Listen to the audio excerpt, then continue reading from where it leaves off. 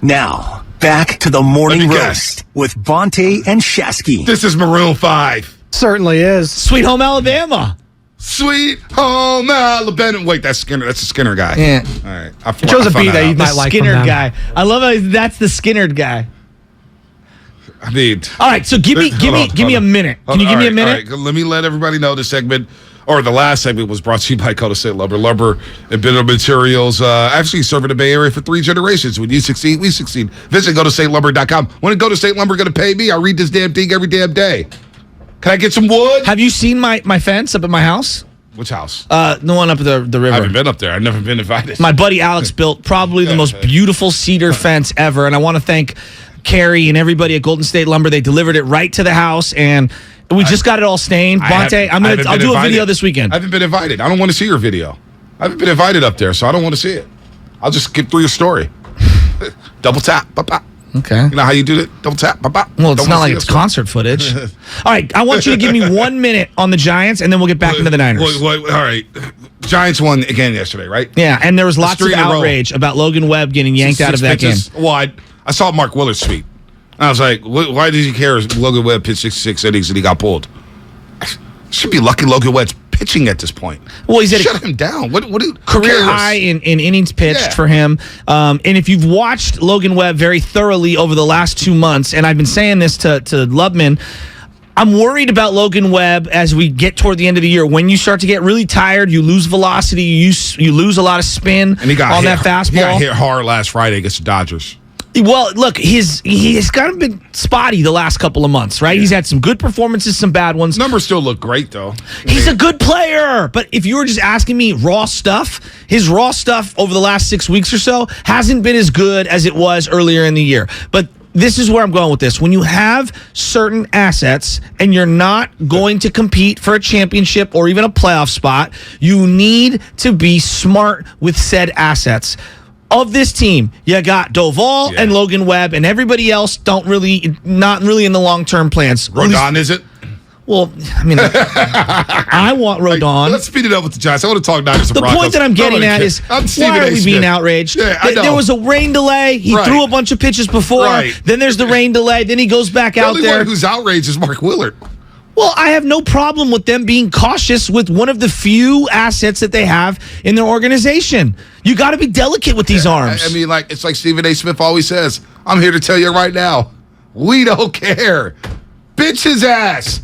Logan Webb shouldn't pitch another pitch. Season's done. Well, he wants to, for his arbitration case, he wants to be able to hit certain benchmarks. Yeah, I get it. All right. But it's neither here nor there. I'm defending Kapler, and I know people want to crush Kapler at every turn. He did the right thing by the kid and by the organization. I'm done. My family, there's 2 things. When does the Warriors pre- and post-game gig begin? October 18th, when the Warriors host the LA Fakers on ring night, baby. Ring night, we get to see LeBron James' new ball head. He's gonna wear. I've been saying he should go ball head with the headband. But the Lakers are in town with Pat Bev, Russell Westbrook, Dennis Schroeder, Anthony Davis. Ring night, October 18th. Warriors pre- and post-game show will be back. We cannot wait. Also, my family, who cares about the Giants? Shaskys, save it for your garlic fries and baseball guys podcast. You guys had Dave Fleming on. Yeah, we did. It was good. You should check it out. The episode dropped this morning, so if you want baseball talk, you can go there. It's also on 95.7 The Game's YouTube page. There you go. You could be outraged there. Well, no one's outraged. Well, Mark Willard is. Before we continue, I want to know why he's pulled after 66 pitches. Mark Willard is 66 pitches too much. All right. Last thing. They did a Zoom call yesterday announcing Buster Posey to be the part of the ownership group. Now, he's a very small percentage. We don't even know what the exact number is. He says he used his own money to buy into the group. So I don't know. How much was it? He wouldn't disclose the numbers, okay? Which is probably the smartest thing to do. To me, like Mark was saying yesterday, I'm in total agreement with him. He is, whatever you want to put it, a face like Magic Johnson is, where he's not a real, true, equitable partner, but he's in the mix somewhere. And really, what he is he's going to be a steward who maybe, let's say, there's a free agent on the fence. He's going to host them. Yeah, let's say they want some player perspective. Well, you know what? In the ownership group, I'm worried about him being a closer.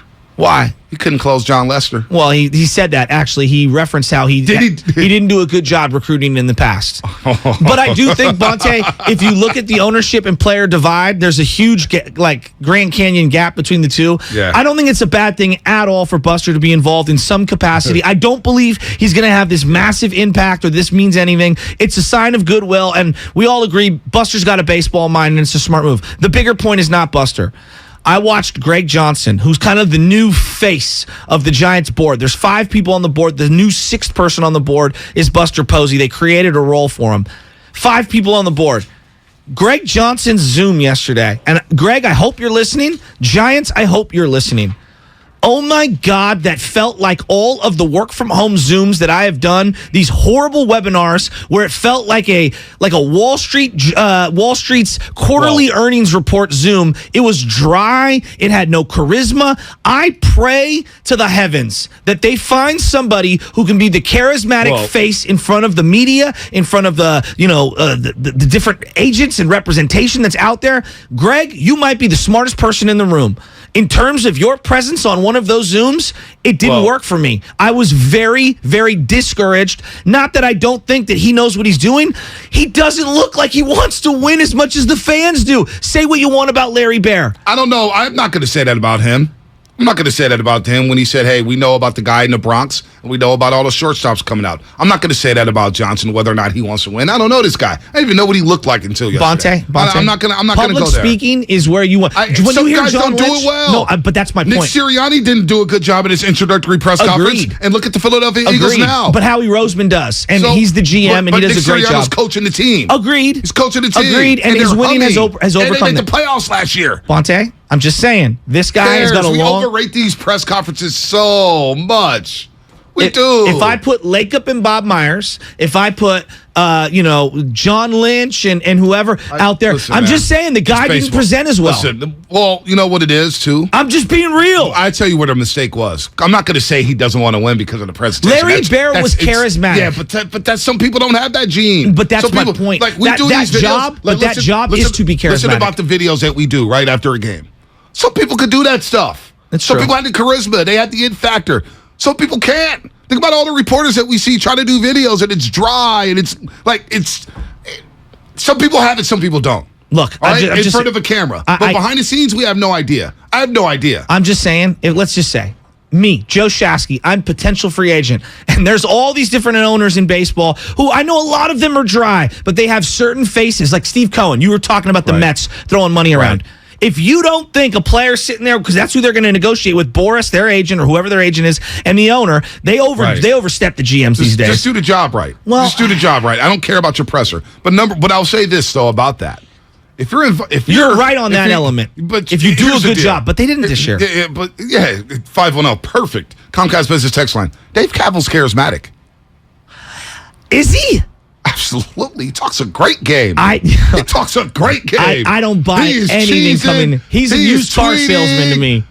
He's charismatic. He's on the other end of the spectrum. But he's charismatic. Wow. You get in front of a camera, he knows how to boom. He lights up the TV screen. I'll give you that. You got to give him that. And what happens? And we all know he's full of crap. So I don't care about that. Number 2, I will say this, though, about the... It just worried me, that's all. Well, let me say this, Shasky. Introducing Buster Posey in that capacity, how would you not fly Buster Posey out here, set up a presser down at 3rd and King, and do it in front of the media in person? It's Buster Posey. Because he's living in Georgia, and because of his family situation, he can't take a private jet for one day. But this is why he wasn't here for a lot of the other things. Yeah, I hear you on that. Shasky, he can't take a private jet for one day. The family can't pick up the slack for one day. For one day. He's got newborns. I don't know. I'm trying to defend the situation. Excuses. For one day, you can't fly out to San Francisco. Hold a presser. Hey, I'm buying into the Giants. Cameras flashing, ask questions, boom, presses over, get back on the jet and go back to Georgia. Was he here for the 2012 reunion? I don't think he was even here for that. He was here this year. Was he? I don't think he was here for the 2012 reunion. I don't recall him. Yeah, I don't remember him. Was he here for? Well, obviously he was he here for Buster Posey. Was he here for Hunter Pence? He only showed up one time this year? Yeah, because he's been in Georgia. I'll defend him on that one. He's got some family things going on. Come on. But that's what they say. Come on. Again, it's more of a facial role. But this is why they need more people like Buster. Not Buster because he's not that charismatic, but people that when you put him out in front of the television, people start to feel good about themselves. It's true from Liberty Eli. Nobody had less charisma than Brian Sabian. Yeah, but Sabian wasn't the face. Larry Barron. But he was making moves, though. No, he was the guy. He was the architect. I will defend Sabian. He was the architect. Sabian made the playoffs from his tenure, 98, 2000, 2002, 2003, 2010. Like, they were at 12, obviously 14, 16. They were in the playoffs a lot during Sabian's era. In an era when only one wild card team got in. So... Bro, how do you know how long that flight is? 15, 16 hours for the 30-minute press. It's not. It's a 5-hour flight from Georgia. It's not 15, 16 hours. And you're Buster Posey. Right. You get the finest private jet in the world. Stop it. Let's not make it seem like it's hard. Bonte? Right? Oh, he showed up for Will Clark. That's right. Buster Posey did show up for Will Clark Day. Yeah, Will said that him and I talked to Will one-on-one at Damon's event, and Will was saying that him and Buster are very close. So they should have just waited. They could have sent out a release. Maybe after the season, just hold a presser. Just hold a presser. Don't do a Zoom. That was tacky. It's the face of the Giants. He's been the face of the last decade. And you got to do a Zoom? That's a problem for me. John Shea asked probably the best question on the Zoom. I'm not sure if you listened to it. That's not shocking. John, it was a really good question. He said, hey, look, when you look around corporate America, everyone's trying to diversify their board and just have more inclusion. Right. They're trying to have women. They're going to try to have, and the Giants have had women on their board, so I want to defend them there. But they want to have, people of color on there. That's specifically what he asked. Would you have someone like Barry Bonds come into the ownership group? And I had never considered that. I would love Barry Bonds to be involved in some way, wouldn't you? Yeah, but, more to just stick it to everybody in baseball, too. Yeah, I don't. John Heyman. I'm going to leave that one alone. That's more of an off-the-air conversation about Barry Bonds and the Giants and whether or not he should be in. I'm going to just leave it at that. But wouldn't you agree baseball needs more? This is why Derek Jeter, they were so hell-bent on getting Derek Jeter in. They want to have... You guys rate him out. All you baseball guys ran out Derek Jeter because he didn't have the right money. I told you about that from the beginning. Jeter. He was flipping them all those prospects with the Marlins. He helped find those guys. You guys all ran out Derek Jeter. Shame on baseball. You guys all ran out Derek Jeter. All right, I'm done. You ran him out.